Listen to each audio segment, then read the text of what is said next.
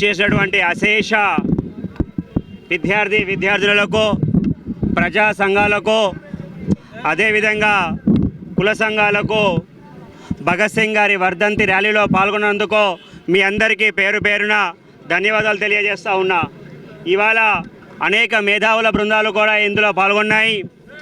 ఈ భగత్ సింగ్ వర్ధంతి నాడు మనమందరం కూడా వాళ్ళని గుర్తు చేసుకుంటూ వాళ్ళు ఈ దేశ స్వతంత్ర పోరాటంలో ఎంత మేరకు పోరాటాలు చేశారు, నేను ముక్కలైనా సరే నా దేశాన్ని ముక్కలు కానివ్వను అనే నినాదంతో, ఇంకులాబ్ జిందాబాద్ అనే నినాదంతో ముందుకు పోయి దేశ స్వతంత్ర పోరాటంలో కేవలం 24 సంవత్సరాలలోనే తన జీవితాన్ని సైతం అంకితం చేసినటువంటి మహాసమర యోధుడు భగత్ సింగ్ గారు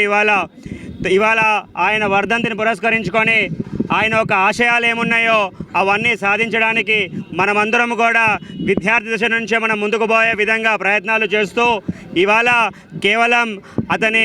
వర్ధంతి నాడు మాత్రమే కేవలం జ్ఞప్తి చేసుకుంటా కాదు, అతని యొక్క ఆశయాలను మనం ముందుకు తీసుకొని ఏ విధంగా అయితే భగత్ సింగ్ 24 సంవత్సరాలకి తన దేశం, తన భక్తి, తన దేశ ప్రజల కొరకు అహర్నిశలు ఎలా అయితే కష్టపడ్డారో మనమందరము కూడా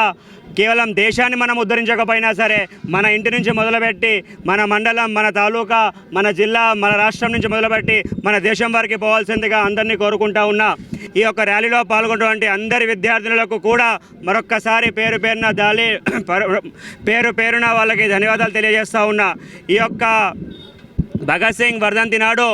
ఇక్కడ నుంచి మనం ఇంకా ముందుకు అనేక పోరాటాలతో ముందుకు పోయి మన సమాజం మెరుగుపడంగా పోరాడదామని చెప్పి మీ అందరి సమక్షంలో మరొక్కసారి ఇక్కడ విచ్చేసిన అందరికీ కూడా మరొక్కసారి ధన్యవాదాలు తెలియజేసుకుంటూ సెలవు తీసుకుంటా ఉన్నా. వివేకానంద్ చౌక్ నుంచి సుమారు వందలాది మందిగా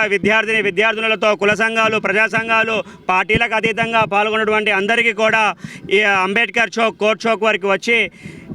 భగత్ సింగ్ గారికి నివాళులు అర్పిస్తూ మరొక్కసారి వాళ్ళందరికీ కూడా ధన్యవాదాలు తెలియజేస్తా ఉన్నా.